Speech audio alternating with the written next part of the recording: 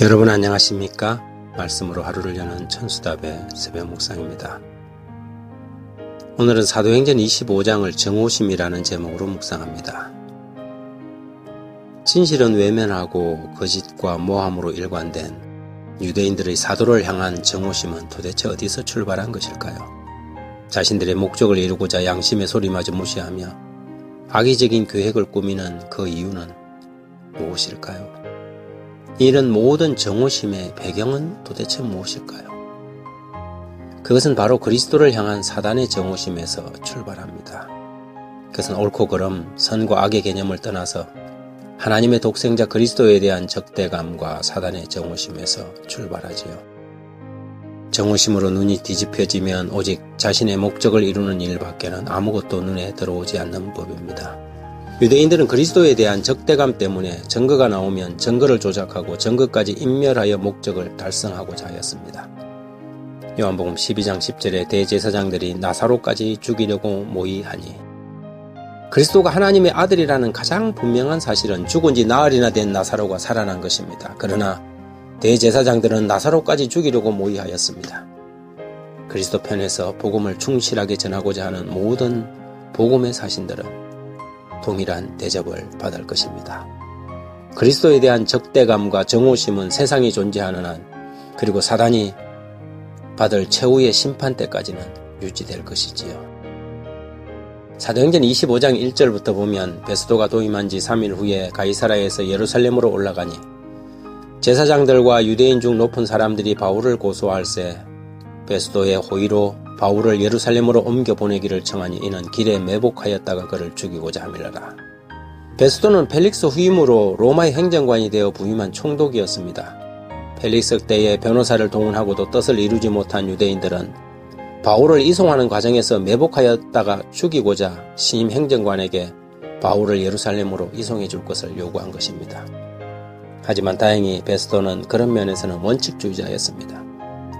내가 대답하되 무릇 피고가 원고들 앞에서 고소 사건에 대하여 변명할 기회가 있기 전에 내어주는 것이 로마 사람의 법이 아니라고 그는 대답하였지요. 하지만 처음 부임한 총독에게 처음부터 유대인들과 충돌하는 것은 그에게 적지 않은 부담이었나 봅니다. 그래서 가이사라로 내려가서 바울에게 예루살렘으로 올라가 사내린 앞에서 설 것인지 물었습니다. 그러자 불과 20여 년 전 자신이 보는 앞에서 자신과 유대인들이 스데반에게 저지른 만행을 기억하고 있는 바울은 동족의 판단 대신 로마의 시민권자로서 가이사에게 재판받기를 요구하였지요. 사도행전 431페이지에는 이렇게 기록되어 있습니다. 이리하여 고집과 독선에서 나온 증오 때문에 다시 한번 하나님의 종은 이방인의 보호하심을 받을 수밖에 없었다. 선지자 엘리야가 구조를 받기 위하여 사르밧 과부에게로 도망한 것과 복음의 사신들이 유대인들을 떠나 이방인들에게 그들의 복음을 전하려고 간 것은 동일한 정오심 때문이었다. 그리고 그 정오심을 이 시대에 살고 있는 하나님의 백성들도 당해야 한다. 그들이 조만간 당면하게 될 큰 위기에 있어서 충성된 하나님의 종들은 똑같은 무정함과 똑같은 잔인한 결정과 똑같은 완고한 정오심에 봉착하게 될 것이다. 영적인 싸움이 벌어지는 신앙의 영역에서는 가장 절친한 친구가 가장 극악한 대적이 되고 형제 자매가 원수가 되지요.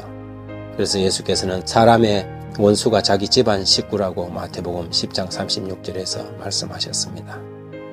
교회는 하나님의 말씀으로 무장되어 철저히 그리스도의 피 묻은 깃발 아래 설 사람들과 거듭나지 못하고 교회 안에서 원수의 도구가 될 사람들로 점점 분리되고 있습니다.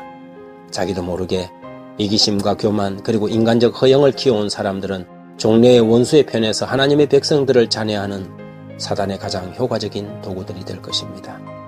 이런 사람들은 결국 자기도 천국에 못 들어가고 남도 못 들어가게 하는 사람들이지요.